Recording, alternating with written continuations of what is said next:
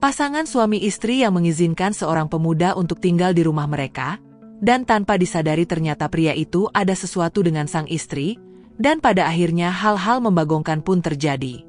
Alur film berjudul, yang dirilis tahun 2011 ini akan segera kita mulai. Film dibuka dengan seorang wanita yang memiliki tubuh gempal bernama Hetty. Hidupnya cukup sempurna, karir yang sukses dan keluarga yang bahagia. Kehangatan keluarga terlihat saat Natal tiba. Hetty mengundang sanak saudara untuk datang merayakan Natal di rumahnya. Dia juga punya suami bernama John, yang sangat sayang terhadap keluarga dan juga kepada Hetty. Tak hanya kerabat, Hetty juga memperkenalkan salah satu sahabatnya bernama Joan. Dia masih hidup sendiri dan belum menikah. Dalam kesehariannya, Hetty bekerja sebagai aktris teater. Namun, ia kerap merasa kurang percaya diri dengan bentuk tubuhnya yang besar.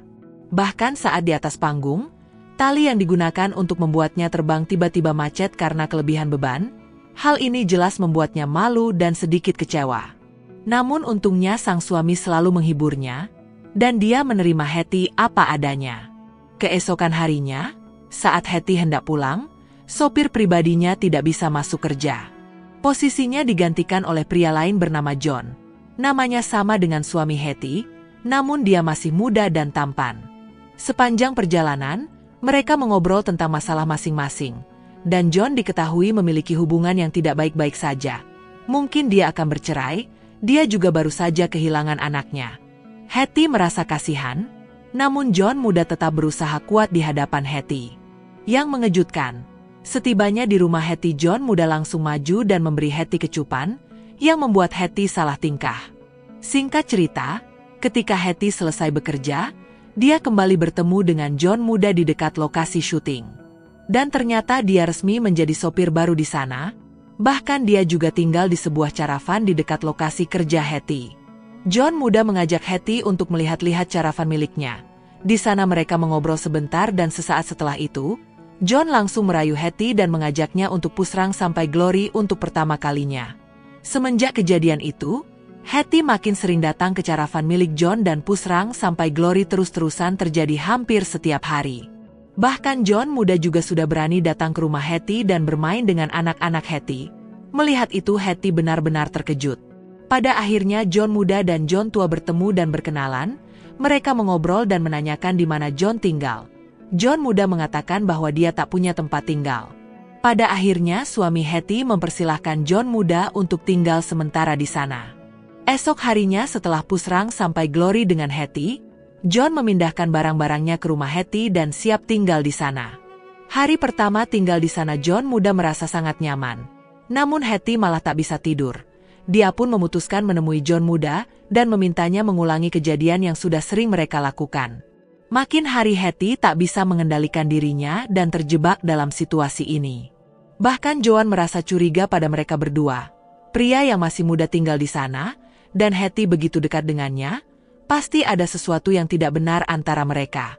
Namun beberapa hari kemudian, saat suami Hetty hendak pergi, namun tak berselang lama dia kembali ke rumah karena ada barang yang tertinggal. John mencoba mencari Hetty, namun tak menemukannya dimanapun.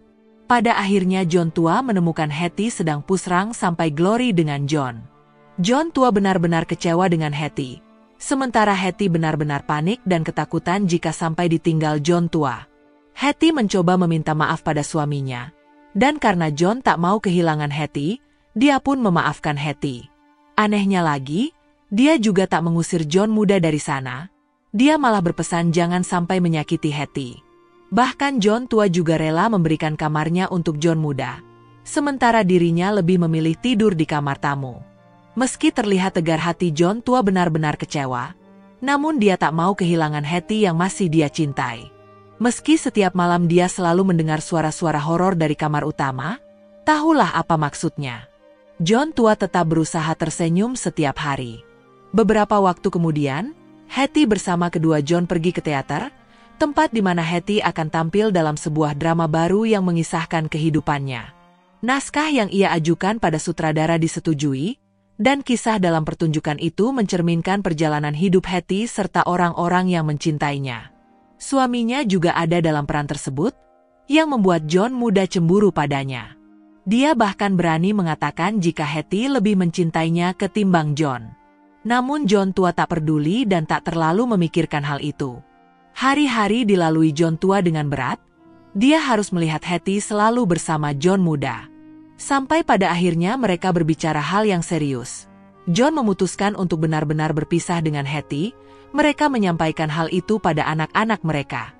Namun mereka akan tetap menjalin komunikasi yang baik dan berpisah dengan cara yang baik. Beberapa hari kemudian, Joan terlihat dekat dengan John tua, dan rupanya mereka sudah menjalin hubungan. Hetty tampak sedikit menyesal dengan ini.